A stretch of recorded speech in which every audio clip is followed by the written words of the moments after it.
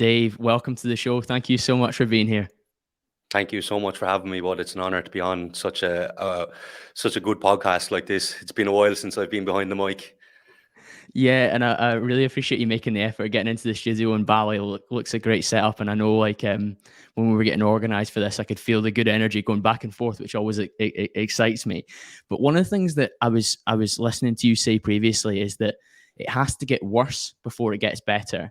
And I think that's quite a profound thing for somebody to say, given the different peaks and troughs that you've been through.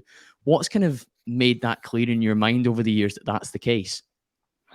Well, I feel like when you go through a bad situation, like it's not all sunshine and rainbows. Like everything is like it's a lot of ups and downs. You know what I mean? And I think as a young person, you might have this kind of preconceived idea that, especially looking at social media and stuff like that, that people just kind of live up here all the time.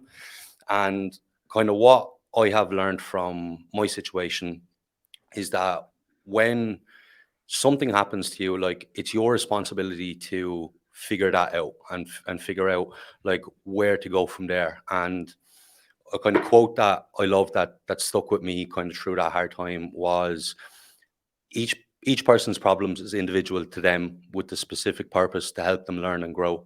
So in order for you to get better, you have to go through the bad to understand how to deal with the situation, how to move on, how what your coping mechanisms is, because I don't think there's kind of one size fits all for these kind of things. Do you know what I mean? I completely know what you mean. And I think you can speak from a really challenging period, but also different ups and downs before that as well. When I look at your story, there's not just there's obviously the kind of big challenging one that you've shared online so publicly, but I was listening to your background, and I know that when you were kind of seeing your come up in the fitness industry and you become manager of the kind of the gym, the place to be. We then get hit with the pandemic and things like that happen. Was that near the start of your fitness kind of like starting the fitness industry? Yeah, that pretty much was the start of it. Well, like when I got into when I started working in the gym as a part timer, fresh out of college, I was like your typical lad going in, getting a little disco pump for a night out. You know what I mean? Like that's how I kind of started. And when I started working in the gym, then when I was 20, was finished college, finished quite young, and it was only kind of when I started taking on serious roles in that, like my life kind of got very serious very quick, and then all of a sudden I wasn't really living the life of a normal 21 year old. And I suppose when that obviously when it was when the gym when I was kind of the manager of the gym, I was kind of starting to take it seriously then. But when the pandemic hit, that's kind of in my head when my bodybuilding journey kind of started. Which is mad because obviously gyms are closing, so your access to train isn't as good. But um, I think you and I are of a similar school of thought that training still needed to happen, whether that was frowned upon legally or not. During that period, you still had to go and get your session in, whether that was an underground garage gym or pull ups in the park and access to your mates' dumbbells and barbells somewhere else. But it strikes me that like you kind of had that period where it seems like from everything that I've learned about you through Darren, our mutual connection, you'd kind of switched on it quite like you kind of like had your kind of ghosted through your college and your school career, not like too switched on, but then like this period of like a bit of responsibility at the gym, life started to dial up. But for then that to be removed and the gyms to shut and obviously jobs go and disappear with that, I think that's an interesting inflection point to maybe show that that was an area that was maybe preparing you for difficulties to come. If you're going to go through a difficult period like that, then you build like that whole Goggins thing. You build a callus for future challenges. Yeah, absolutely. And like there was a lot like, it wasn't all kind of myself figuring this out. I was very lucky to kind of be surrounded with people who kind of pulled me forward. And that was kind of when I really started to understand the power of surrounding yourself with people who bring you forward. Because like when I was going through college, when I was growing up and stuff like that, I would have been surrounded by a lot of people who they're not really really good friends. You know what I mean? Like they're people you hang around with, they're people you spend time with, but not people you want kind of in your corner. And I suppose that's another thing I kind of that clicked with me very early, and I was able to narrow down my friendship circle. And as I said, like just I was very lucky to have the right people around me at that time to kind of to bring me forward. What was going on at that period of time then for you that you needed those people around you to maybe forward? The gyms have shut. You've lost your job. You're getting more into bodybuilding, but obviously there's a big challenge looming as well. Yeah, well, like so when lockdown kind of first came, I felt extremely lost. Like I've always kind of been a person who thrived off being around people, you know, bouncing off other people's energy, like didn't really like spending time on my own. And um then at the start of like the pandemic, I went through a bit of a breakup as well, which kind of hit hard. And I was in quite a dark place, like, you know what I mean? Like a lot of people in lockdown. And I was lucky my old business partner then, you know, we would have been quite in touch quite a lot, and he really helped bring me forward in that sense. And, you know, like when you were saying that when gyms shut, that's when a lot of people would kind of shy away and stuff. But he was like, you know, drilling the image of like standing on stage and being successful and building a business and all that, and that really helped me get through those first initial kind of couple of months, which allowed me to move on and kind of progress it from there. One of the most interesting themes over the last few years in the podcast is when I've spoken to psychologists or therapists around depression, is that we almost need to treat male and female depression slightly differently. In that females want to feel heard and seen and supported. Men need that to some extent as well, but they also need purpose and a mission and to feel like they're contributing. So when I look at you focusing on building this great physique and moving into focusing on bodybuilding, building that coaching business that you started to scale up during that time as well, it doesn't come as a massive surprise that that is a period where your mental health is able to kind of be picked up from the lows because you are part of something. Like I think you said you went into business with the chap at the time, and nothing sharpens the mind quite like, right, it's time for us to make money together, let's grow this, because you're starting from zero during a period where people feel a little bit tighter on money, but then the money kind of loosened because people were getting furlough or whatever it was in Ireland in terms of covering their wages and that kind of stuff, and people were starting to spend money online, so it might as well be with an online fitness business at that point. Yeah, no, absolutely. And yeah, like there was like the lockdown, the pandemic was obviously very hard, but I was kind of one of the people who was fortunate enough to kind of excel. And when I look back, I can look at that as being a positive, even with all the mental health issues and stuff that did come from it. But yeah, I was very fortunate in that sense. The coaching business was called Level Up. What was happening during that period to help you level up? Like funny enough, like the that started when me and my old business partner were out my back garden, and this was at the time I was just Dave Hartrey coaching, and he was just his own coaching brand as well.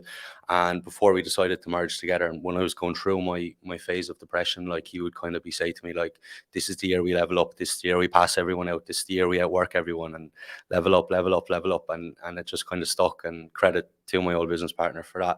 Like, you know what I mean? It really did catch on. Yeah, I love that. Sometimes little simple phrases are all it takes for us to have little triggers to move forward. And when there is as simple as two words, you can just repeat them to yourself. And people can joke about affirmations or manifestation, whatever else. But when you have a visual representation or something and something you can verbalize, it can help you to move in that right direction. Yeah, absolutely. And like I, I I don't know how much I believe into this whole like manifestation and stuff like that, but like, you know, not that the universe sorts it out, but if you tell yourself something enough in your head and then you take the appropriate action off the back of that, things are going to start moving. Do you know what I mean? I certainly think so. I certainly think so. You guys went through quite a lot of different iterations and angles during your kind of coaching career, but you grew like a huge client base really quickly. What kind of skills and requirements were needed to do that? So, like when we were in lockdown, quite early on, we hired a business mentor, and kind of showed us the ropes with stuff like that. And I suppose the what that kind of taught us was it was a lot of like it got people in, but it wasn't what we wanted in terms of how we want our business to look. So it was more like sales techniques more than anything. And like a little bit of background into myself before I worked in the gym, I worked in a sales department, and was quite handy at it as well. Like, so we were just able to kind of get people in. But when you're convincing someone that they should get coached off you rather than them approaching you because they want to be coached, like you know how it is. People get this little spurt of motivation, and then kind of 2-3 weeks later, they're dropping off, and it's not good to be just kind of churning out that much people. And yeah, so we did build up quite a lot quite fast, but then actually scaled it back quite a bit, and then rebuilt it the way that we kind of wanted to, the way we wanted our business to look, you know. And that's something that I'm very, very happy we done, looking back on it. It's been interesting to see over the last few years the increase in outbound approach for the fitness industry in terms of sliding into DMs, and that comes from mentorships and coaching. And don't get me wrong, in my day-to-day role, I'm outbounding all the time to different clients, and a lot of the time it's a necessity they buy anyway. It's furniture for student accommodation. And that requires me to be getting in touch all the time with different clients that I know are going to be purchasing furniture initially, but I just rather it was from me. So that makes sense. But like you say, where it's a service that most people should definitely consider getting some sort of coaching at some point in their life to put them on the right track. I'm a big believer in somebody getting 12 weeks with a good coach would set them up for life in terms of the knowledge and the skills it gives them. But we're not here to plug that. But I certainly think that you see more of these coaches sliding into the DMs. And as you say, if you're converting somebody that's not particularly warm initially, and because of your sales skills, the funnel you've got, the different offers you can present, they end up coming into a coaching roster. The drop off, like you say, is probably a lot higher than somebody that maybe comes to you initially and says, Dave, I'm looking to lose weight for this particular holiday coming up. Let's do it. Yeah, no, absolutely. And like, if all your if majority of your focus is on the clients you don't have yet, and the people you're looking at getting in, the people who are already in don't get the attention that they need, because online coaching is quite a personal service. Like, I think a lot of people think it's just like a training and nutrition plan and stuff, but like, it's a lot more than that. And you know, you need to get quite personal, quite deep with a lot of people, and you need to know them. So you know, if you're just constantly trying to get in new people, doing new setups, doing consultation calls, then you know, there's not a lot of time left for the people you do have, you know. And that's kind of where we flipped it around. And like, the way I am now with my coaching and stuff is, I would much rather put the time and attention into the people who have already shown me support, who are in, and then get it through like referrals and, you know, stuff like that, rather than just constantly outbounding and looking for new people. Word of mouth is so powerful, and if you don't nurture the clients you've got, then you're never going to get those warm testimonials, those transformations, those, oh, I got coached by Dave last summer before I went to Ibiza or Bali, you should too. And then that's somebody that comes in like and knows what you're capable of before you've even started. So there's even more like trust in the process as well. So there's a huge amount to that. And I think outbound has its place in everything, because if you don't market yourself and you don't reach out, but if you don't look after the people that you've got and don't kind of nurture those plants as well, then you're gonna end up a bit barren. Absolutely. And like, if you're reaching out to people and you're like selling them the moon and the stars, they're gonna expect that online coaching is a magic pill to get them results, and they don't need to do the work. Do you know what I mean? Whereas if someone is already kind of like being able to say, yeah, say Dave was really good, you know, he helped me do it, but I also had to put in the work. Like, that's the idea they have coming in, you know. Absolutely, Dave. So during this period, there's lots going on, business growth, you're taking bodybuilding more seriously, and to compete at that top level in bodybuilding, most people that listen to a podcast like this one, particularly when I've hosted people like TM Cycles and Dr. Dean St. Mark, who've spoken openly about anabolics, they realize that there is an additional supplement to take within that industry. When was the kind of tipping point that you decided that it was time for you to jump on anabolics and kind of push things a bit further? It would have been just before, well, shortly before the pandemic, when I started working with my first coach, who, funnily enough, ended up being my business partner then. So yeah, like, the idea I had in my head was, okay, this is something that I could take seriously. It's something I could do well at. And my mindset at the time was, if I'm not taking it, someone else is. You know what I mean? And someone else is kind of getting the jump and the gun on me. When looking back on it, that was a mistake I made. Like, that was something that I should have done a little bit more research, a little bit, you know, I should have put a little bit more consideration into it. Now, in saying that, looking back, I still think I would have hopped on, but it would have been at a later stage. But yeah, it was kind of, I did jump on very, very early, compared to, you know, a lot of people who milk their natural natural limitations before, you know, kind of getting on. And I suppose like I was also learning about how to train properly, how to eat properly. Like I was working with coaches and stuff, and that's something that, you know, I think everyone should do even before considering going near anything extra. Yeah, tick those basic boxes off first. Like, so I'm a lifetime natural, and one of the questions that comes up on most solo podcasts that I do every kind of 10 episodes is, have you considered steroids? Like, like, why have you not, and stuff like that. And I guess for me, it was just a case of I didn't ever see myself competing, and I didn't think like 8 to 10 or however many kilos of muscle I could pack onto my frame was worth the potential risk to like fertility, or also the day-to-day management that was required. Like, you can probably, and you're definitely going to tell us from experience, the amount of different variables you need to keep track of and be aware of when you're doing that, the blood testing, the understanding of all that data. It's a pretty heavy burden in terms of administration on a daily basis into your life. And I think you either need to be all in and go for it, or look, just commit to nailing your training, nailing nutrition as much as possible. And like, don't get me wrong, I've built like a good physique, but to get to where I've got to at the age of 30, I could have done it much faster if I'd had higher test levels.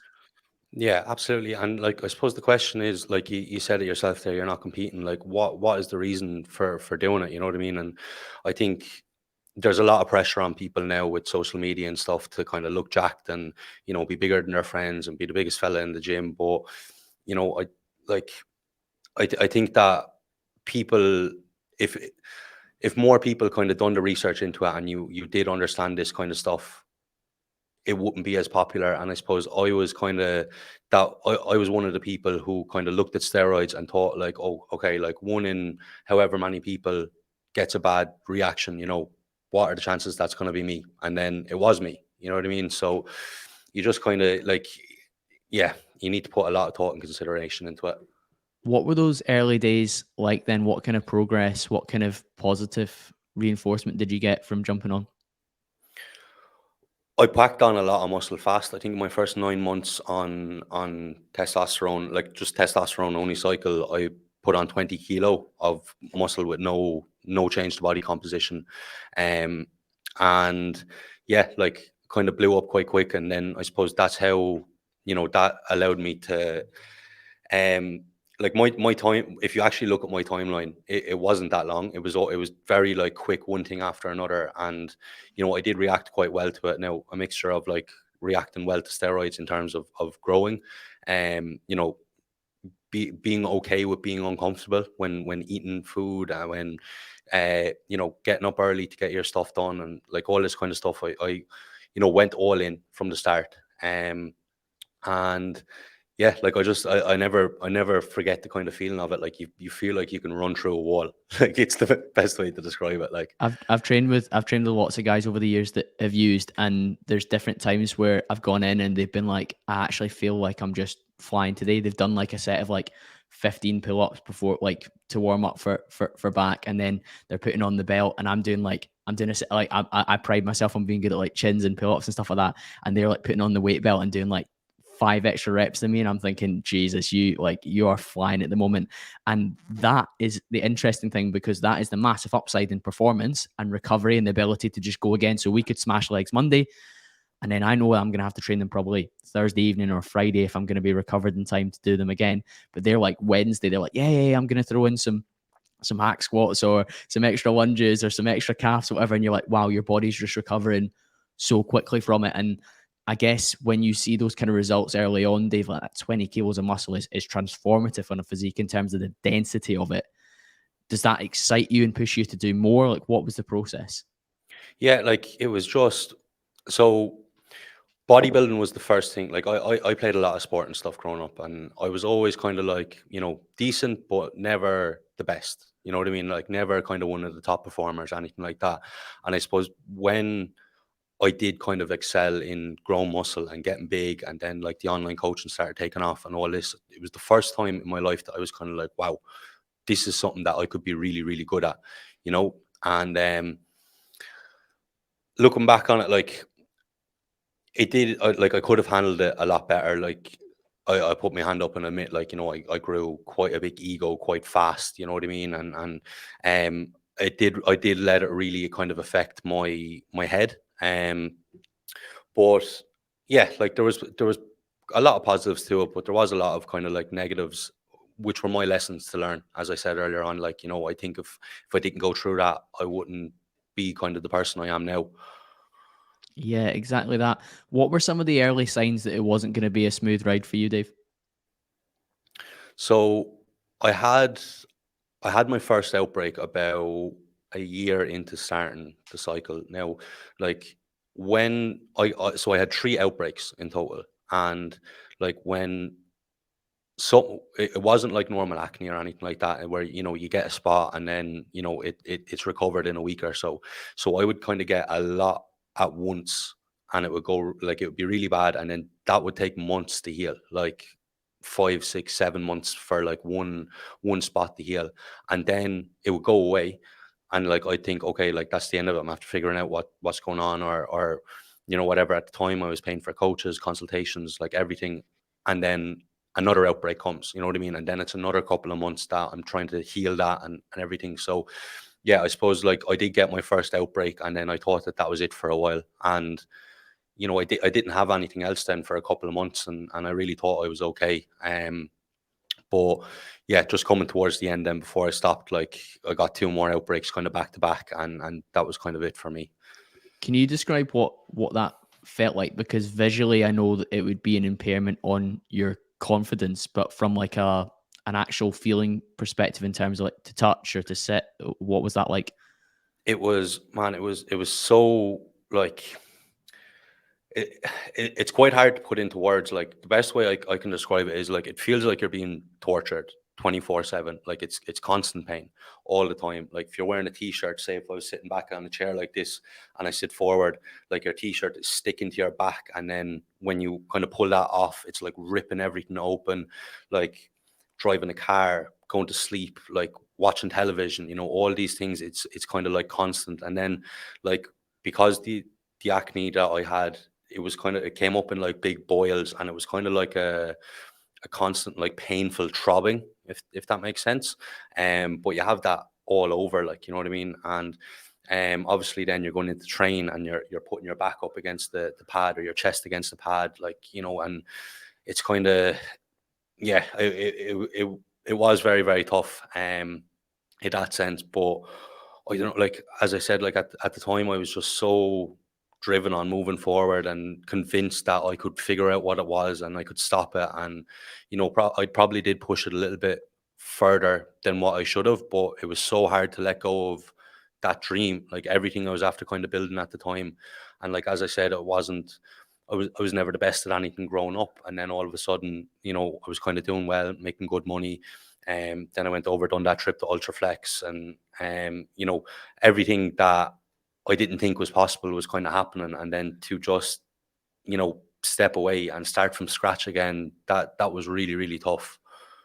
Of course, I can completely see how it became your identity to be Dave, the big bodybuilder, Dave, the guy that was going to compete, Dave that coaches clients who are prepping or in their off season, and it all comes under the one umbrella in terms of all the different behaviors and habits and commitments and activities that you have to fulfill that level of identity. And one of those is being big and jacked and taking steroids to push yourself to that extent. And it's very hard to lose your identity. You said you felt a little bit lost at the start of the pandemic, where you're no longer the gym manager. Best belief when you stop taking steroids, and I'm sure you can speak about this, that changes how you view yourself and how others view you as well, because there's a slight change in how you present yourself. Absolutely. And like when I did come away from the bodybuilding, that was definitely when I had the biggest identity crisis. Like, as you said, like I was Dave the bodybuilder, I was Dave the coach, and I didn't really know anything else. Like I had just locked myself out. Like I was in this bubble of bodybuilding for so long. All my friends were bodybuilders, all my friends were coaches. Like my Instagram, everything was just bodybuilding, the podcast, the YouTube, it was all bodybuilding. And with something like bodybuilding, that's so, you need to be so focused on like every little thing. I didn't have anything outside of that.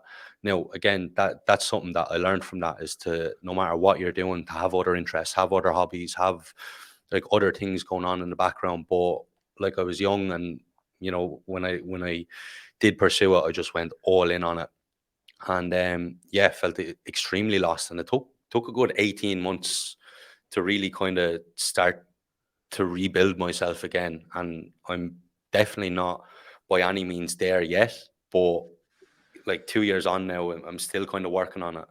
It's a process to move away and redefine yourself, and build up new habits, new routines, new identity, and like and a new maybe style of business and a new style of training and all these different things that you need to consider. I guess when you're talking about the sores and the open wounds and the pain, it was remarkable to see you featured on the Joe Rogan podcast when he was talking to Derek More Plates, More Dates. What was that like for you? It was very surreal. Like when I made that TikTok, I did not expect it to go the way it did at all. And kind of how I came about that was when we were doing the bodybuilding and when we started, it was everything was long form content. Everything was like Instagram reel or IGTVs and YouTube and all that. And I was very, very late on the TikTok hype. Like when I made that video, I had only downloaded it then, but TikTok had been around like a year and a half, 2 years at this stage. And what I was seeing was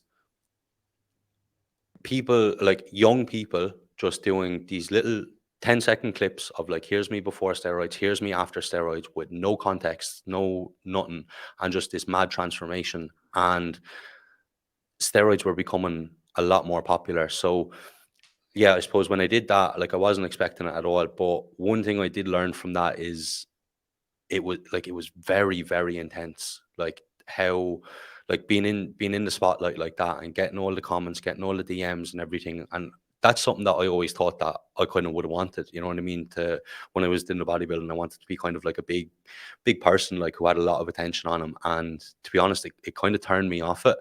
Um and I kind of went the completely the other way with it now. And I just kind of like living my life, being present in the moment now, and not putting everything up on social media. And yeah, so I suppose that's kind of one thing I did take from that, was it showed me that that's what I don't want.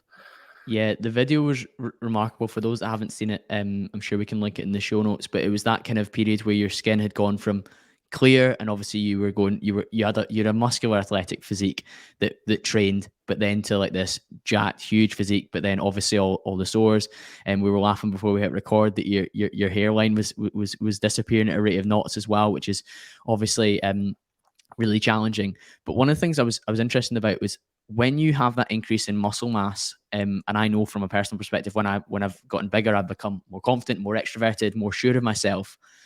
But it's that juxtaposition where your skin looks a way that you're not happy with. So I've heard you say you didn't want to take your top off, which is mad when you consider the work that was going into taking your top off.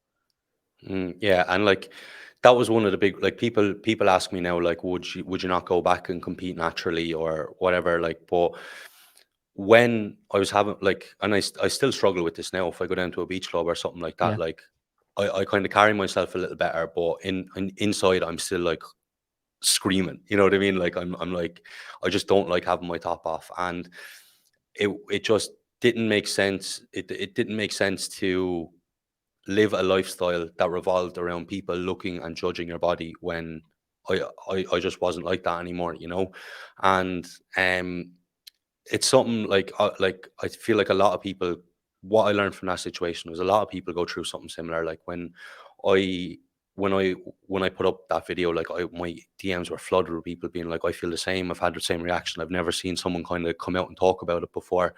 And it's a very kind of tough thing to overcome, you know what I mean? But it's just you need to understand that there's more to life than how good you look on Instagram. And that's But something like I'm you still say, it kind was of your coming to. identity though, Dave. Like Was it's so easy for you to say that now because you've done some self work. Like you can tell that you're a switched on young guy and you realize like what was happening. But in the moment, especially with bodybuilding, it's box ticking. Tick the boxes, be relentless, go, go, go, go, go. And when extra like stress or stimulus is coming in from outside, you are in some instances in a diet or in a really serious thing best to just ignore, but not things like that, because it is genuinely like huge for your health. And what were you doing to manage your skin during that period? Because I know people talk about like different like aromatase inhibitors, that kind of thing, that would maybe block some of the side effects? What were you experimenting with? So we were pretty much different cycles. Like when my skin was bad, I would have been using cycles that were quite high in androgens. So like your decas and high test and stuff like that. And then towards the end, like when we kind of thought we were after figuring it out, we went in on like a really low test cycle and no extra androgens, no deca, anything like that, and just primo, which Yeah. is yeah. So like Primo is, you know, it's the most expensive. Like it's pretty much the most expensive one you can get, but it's like that for a reason because you get the benefits from it without the crazy side effects. So we were running that for a while, and then that's when I had my third outbreak, and I kind of turned around and I was like, no, I can't do this anymore. It's not for me. Yeah, it's huge. What does it take to stop? Like, did you stop immediately, or how do you move away from what you were doing? Because you were in prep for an actual competition as well. Yeah, so I pulled out at 7 weeks out, and funnily enough, like I was happy enough to suck it up and kind of go, um, get on stage regardless of what my skin was like, and just to kind of experience it. But at the time, just for a bit of context, I was just back from the UK on that trip. I was back in Ireland, and one For of my family context, members. what was that trip, Dave, that you did to the UK? So coming out of lockdown, the gyms in the UK opened up 7 weeks before the gyms in Ireland. So I went over on I went over on the ferry, and my coach at the time, Kuba, um, he runs the Ultraflex in Rotherham, and I was just his training partner for 7 weeks, and started my prep over there, and kind of got a head start on it. And then when the gyms opened back up in Ireland, then came back and just continued on the prep from there. So I was just, and like that for me at the time, that was a dream come true, man. I remember like watching him on YouTube, being like, wow, imagine getting over to that gym sometime. And then all of a sudden I was over there training with him. So yeah, came back then and was continuing on the prep. Obviously had my skin and all that kind of going on, and was really just kind of sucking it up and just getting it done. And to be honest, at the time, like I wasn't enjoying it as much as I used to. It was My skin was so bad at this stage. Like it was every session, I was like there was tears coming up in my eyes and everything from like the pain of training. And the last straw for me was one of my family members was going through quite a tough time mentally, and like I'd been kind of hearing about it a little bit, like they've been telling me, but man, I was so zoned in on the prep. It was kind of in one ear, out the other ear. And I was out for a walk with one of them then, and they kind of explained to me how bad it was getting, and everything just kind of clicked at once. And I was like, I've just been so focused on myself that I haven't been able to be there for the people around me.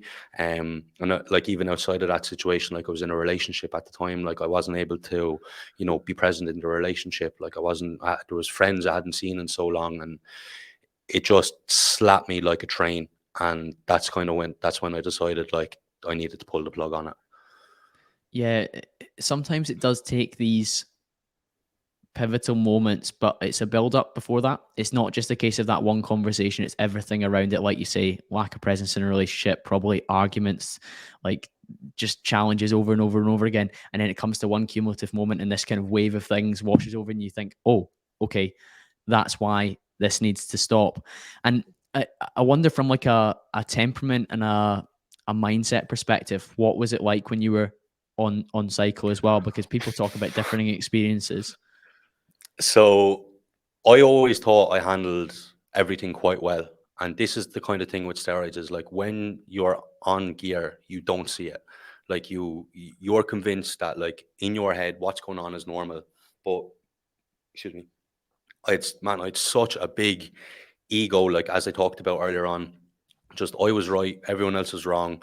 Um, and this kind of thing, like when you're doing the bodybuilding and you're um it's something I see so common now in the bodybuilding industry, and it was only when I stepped away from it I kind of realized how messed up it not messed up it was, but yeah, like when you're kind of walking the walk and you're doing it, and then you see people kind of like calling people out on their stories, being like, "Why would you eat like this? Why would you train like this?" And that's not everyone wants to be a bodybuilder, you know, and that's kind of the best way I can kind of sum it up is like you think that what you're doing is kind of well, just sorry, myself. I thought that what I was doing was superior to everyone else, and you know, if you weren't working as hard as me, if you weren't pushing business as hard as I was, you're wasting your life. And it was only when I went on trend, kind of in the later stages of my prep, that's when the really bad temperament came in, and yeah, it changes your head, man. And but you don't see it at the time. Like, and the best way I describe it to people is, you know, if you go on a night out and you drink way too much and you make an absolute show of yourself, and you know, then you're looking back on it the next day and you're like, oh, like what was I thinking? Like that's what it was like coming off gear for me. Interesting, because I know from previous conversations, TM Cycle's been on twice, and Dr. Dean St. Mar, and they were saying that with testosterone in particular, it's just slightly an enhancement. So if you're an angry person before you're on gear, you're going to be slightly angrier. If you're a grumpy person before you're on gear, you're going to be slightly grumpy, particularly in the depths of a diet and a prep. Everyone knows how they get when they're digging hard.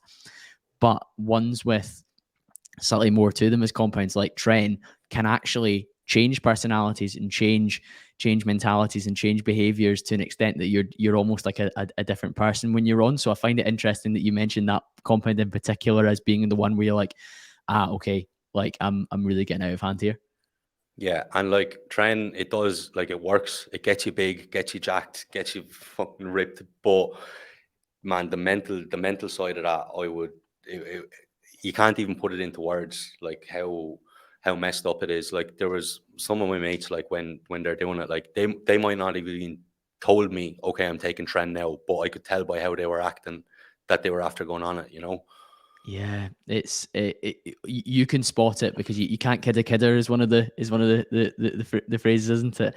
And Yeah. I certainly think you can see that. Like you always can, like anyone that's trained for like 5-6 years in a gym can tell when somebody's on and when somebody's off.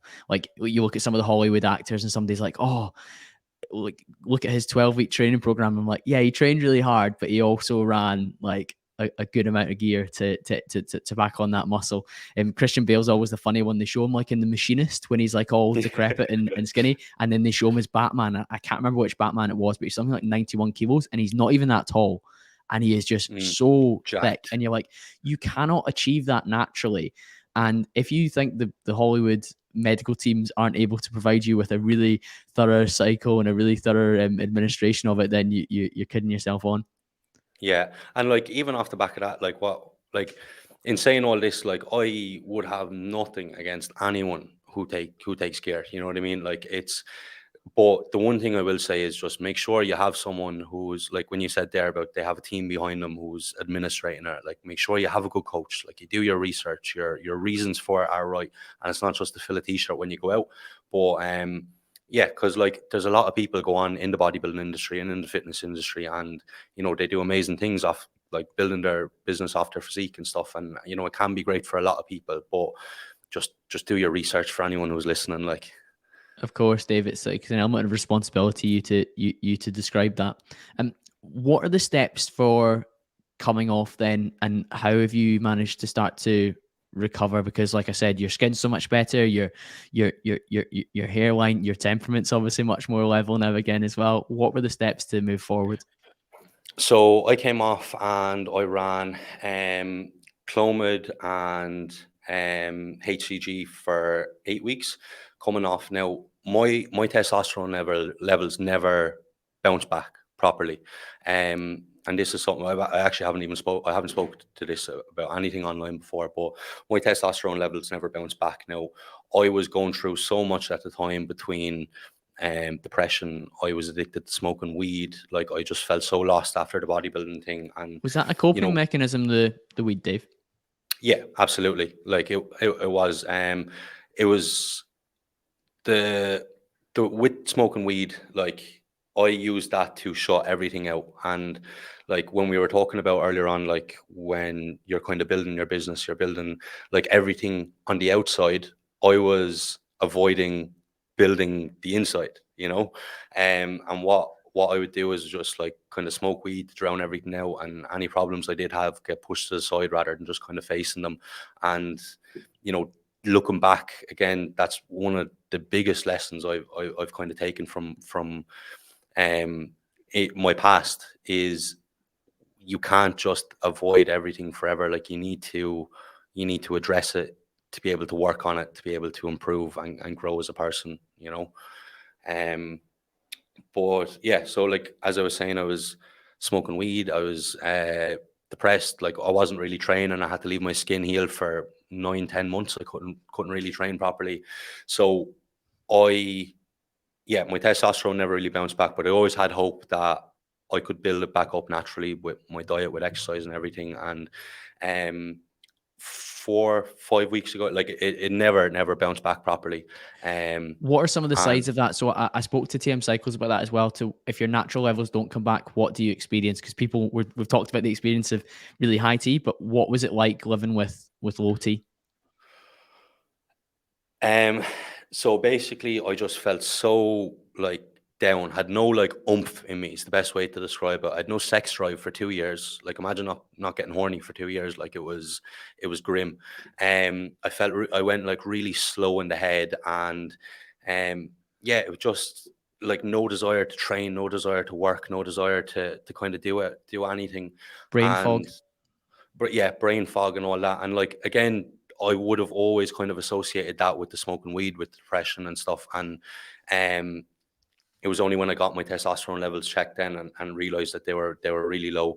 I still gave it another while. When I said when I moved to Bali, I was like, I'm going to try and like I'm going to be getting a lot more sunshine, going to be a lot more active, eating a lot healthier, and it's like still didn't go away. So 5 weeks ago now, after 2 years, I'm after starting TRT, which that's a lifelong commitment now for me.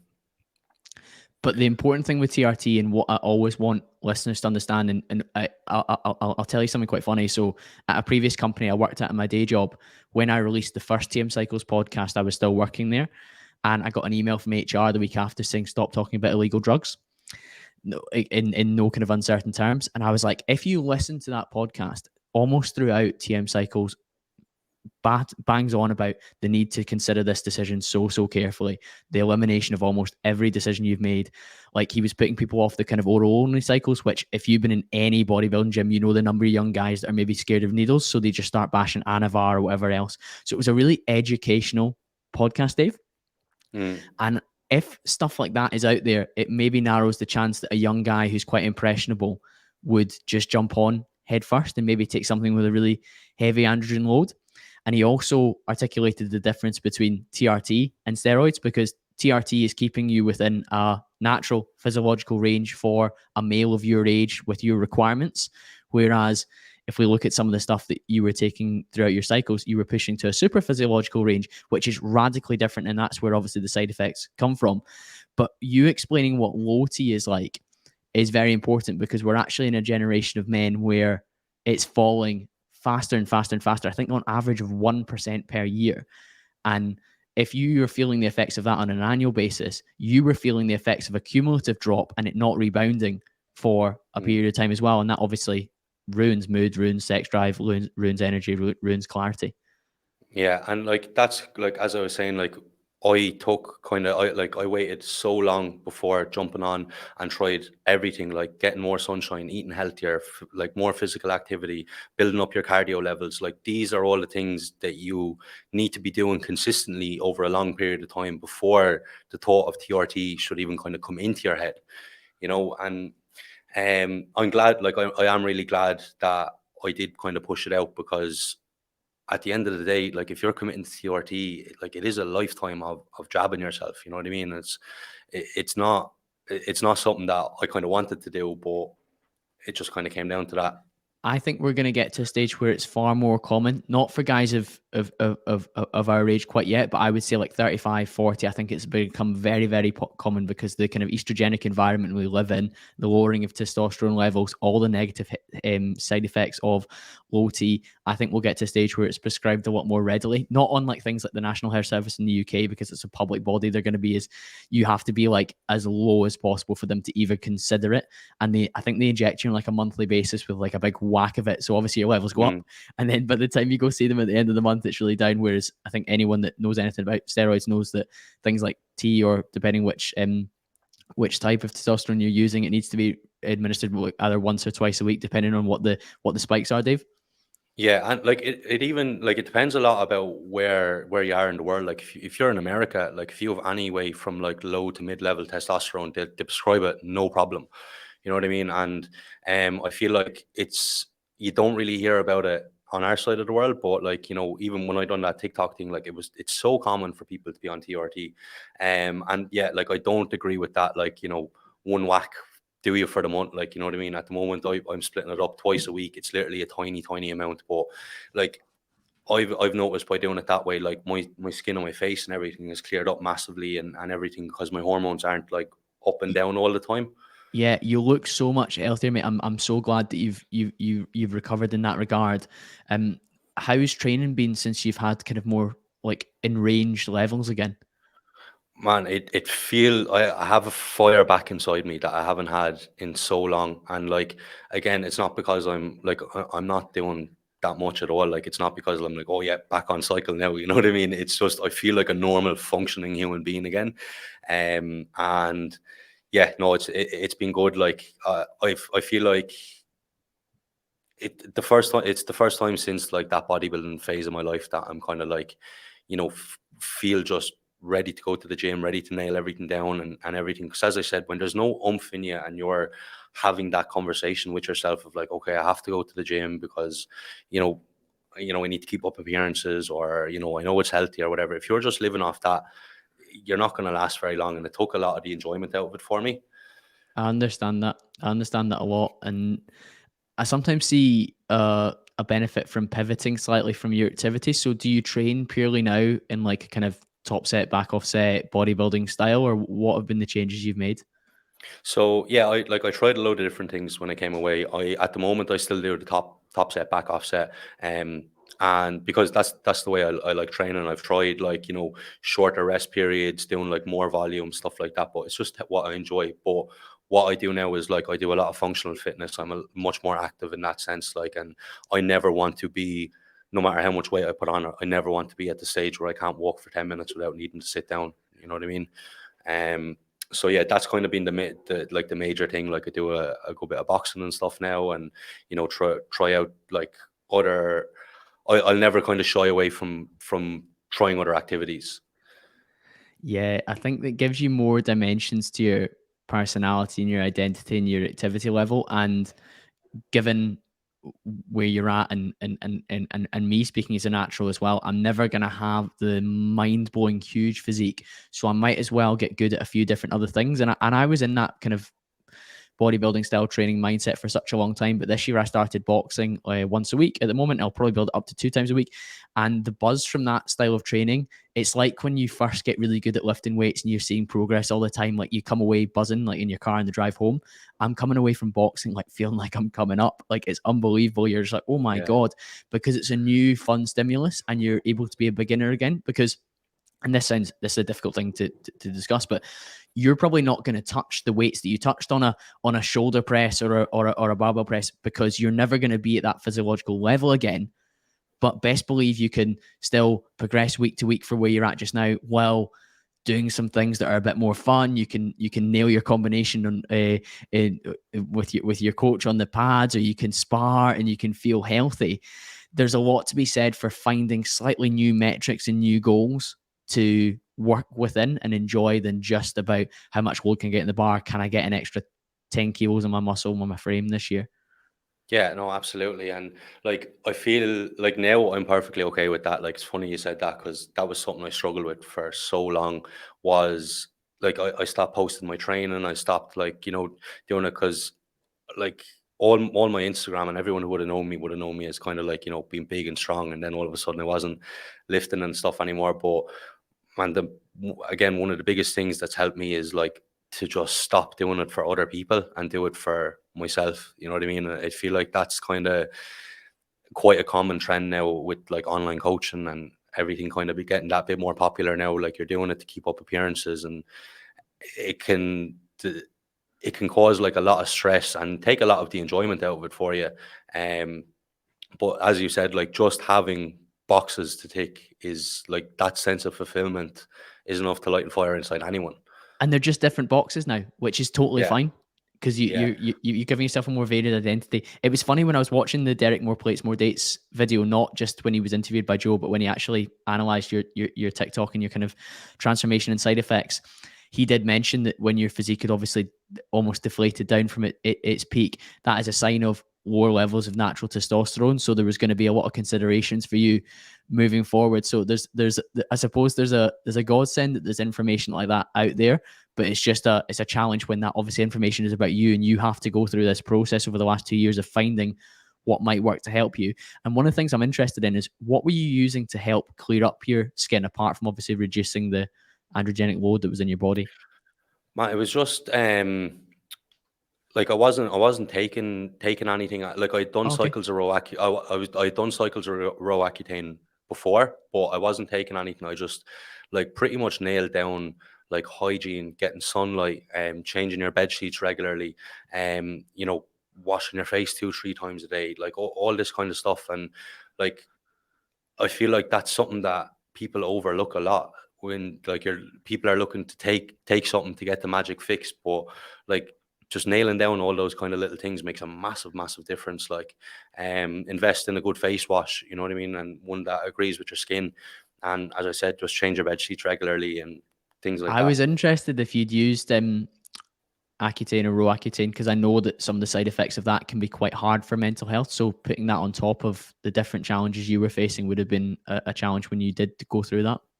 Yeah, absolutely. Like the Roaccutane was a really, really rough one, and like it's everything. Like it dries out your whole body. So like your eyes are dry, your nose, like you're really sensitive to sunlight. And then I did feel the mental effects of it as well. There was a lot of like external factors as well going into that, but yeah, the Roaccutane, like it's the last resort for a reason. Like any dermatologist, anything will tell you, it's literally last resort.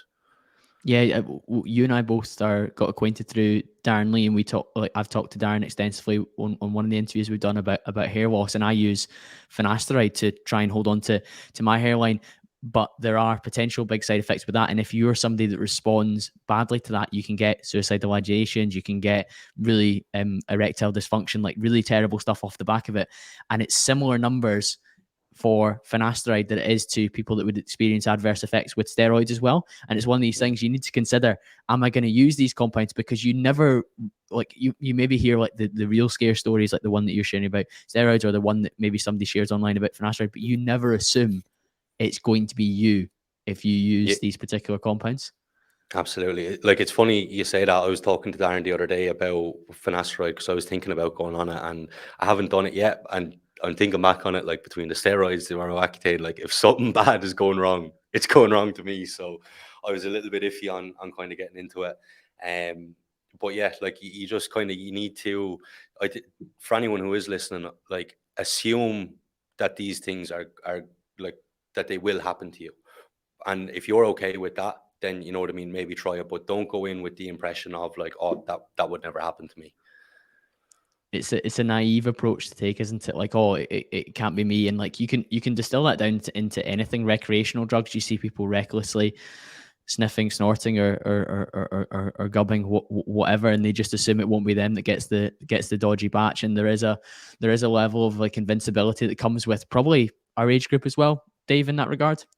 Yeah, absolutely. I think especially like in Ireland, I'm sure it's the same in Scotland. Like it's so common, like you know what I mean, and you see every second person kind of banging stuff into them on a night out or whatever, and you don't hear of that many things going wrong. But then all of a sudden there is something that goes wrong, and that person obviously wasn't thinking that like, oh, this is going to be me. Absolutely. You mentioned Bali. I think it's so cool that you've moved out there yourself. How important that has that been for you? Massive, massive. Like to be honest, I needed to be in an environment where I was being inspired again.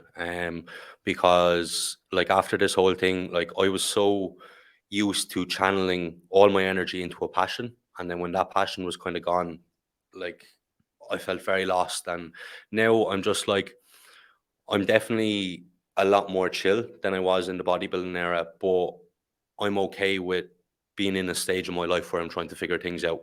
You know what I mean? I'm looking for that new thing that I can channel that passion into. So over here, there's so many different careers, so many different opportunities, so many different cool people you talk to, and it's sparking ideas. And I kind of just after starting a few different things now, and like there are things I never would have even looked into at home. So it has been like a big step for me. I think it's exciting, and I think if 20-year-old Darren who'd just been let go at the start of the pandemic and was striving to be the biggest, baddest bodybuilder he could be, looked at you now, he'd probably be like, that still looks pretty cool. Yeah, no, absolutely. And like my like life did definitely take like a big turn, but you know, if that didn't happen to me, I wouldn't be able to cope with this situation as well as like I am at the moment. And just when that all kind of happened, I was like, when the door was closed on bodybuilding, I was what, what am I going to do now? But you just need to keep moving forward. Like there's always new doors to be opened. There's always new paths to explore. There's always new people to meet, and you literally don't know what you don't know. And yeah, just kind of, I think the worst thing you can do is be stationary and be kind of comfortable with where you are. Like, you know what I mean? Always kind of be looking to explore and learn new things and meet new people. Absolutely. And you've got the bread and butter of your coaching. You will definitely be somebody that's able to empathize and understand clients more than many people, which is very, very cool. But what else is kind of exciting you as you move forward into you mentioned the bodybuilding era. What era are we heading into? Um, I don't really know, to be honest, man. I love coaching. I love coaching people, but it's definitely much more based around kind of mental health and stuff now, and using fitness, working with kind of people at a beginner level, and using fitness to, you know, get people out of tough spots and stuff like it has done for me. And you know, it's not as glamorous. You know, you don't have the transformations on Instagram, and because like that's not kind of stuff you post on your story. You know what I mean? And I'm happy enough with kind of working with a much smaller group of people while setting these other avenues up in my life now. And I'm just after finishing the trading course there, so I'm hoping to kind of start that in the coming weeks, and hopefully have that as a new revenue stream. And you know, who knows what else. Yeah, I'm just It kind of is exciting though, isn't it? And it's cool that you've taken time to do a course in that space as well. I've had a gentleman called Simon Rio on the podcast who's a friend of Darren's as well. And he was talking about the number of people that go into that space and get burnt. But if you do take the time to take a really strong approach, and you've got the kind of personality type that you do that likes to go all in and really rinse and repeat and understand what the hell's going on, and then kind of relentlessly tick those boxes, it gives you a much better opportunity than the guy that maybe blasting his story like, oh, trade FX or trade whatever with me and become a millionaire overnight. Yeah, absolutely. Like, you know, and I suppose I am fortunate enough, like I'm not looking at it as a get rich quick scheme, you know what I mean? I have other things going on in the background that kind of have me ticking over. But, you know, as I said, it's something that hopefully I can channel a passion into and get excited about. And that's kind of all I'm looking for now at the moment, man. And as I said, just enjoy this phase in my life. Like, you know, enjoy spending time with friends, being able to go out for drinks and stuff that I wasn't able to do before. And yeah, it's good. There's a freedom that's come from this new life that you're leading, and you can still apply the levels of discipline that you had for rigorous bodybuilding into business, into lifestyle, even into your social life. You can be rigorously disciplined about making sure that you serve yourself and serve others around you, which I think is an exciting way to frame things, Dave. But if people want to continue the conversation with you, where should they head towards? Because I'm sure they will, because I've absolutely loved chatting to you today, mate. Just my Instagram will be the best place. So just at Dave Hartrey. Yeah, kind of run everything through my Instagram at the moment. So yeah, if anyone has any questions or, you know, any queries or anything, or just hit me up there. Pleasure, Dave. Thank you so much. That'll be linked in the show notes, and I'll be back to speak to you all again, guys, very, very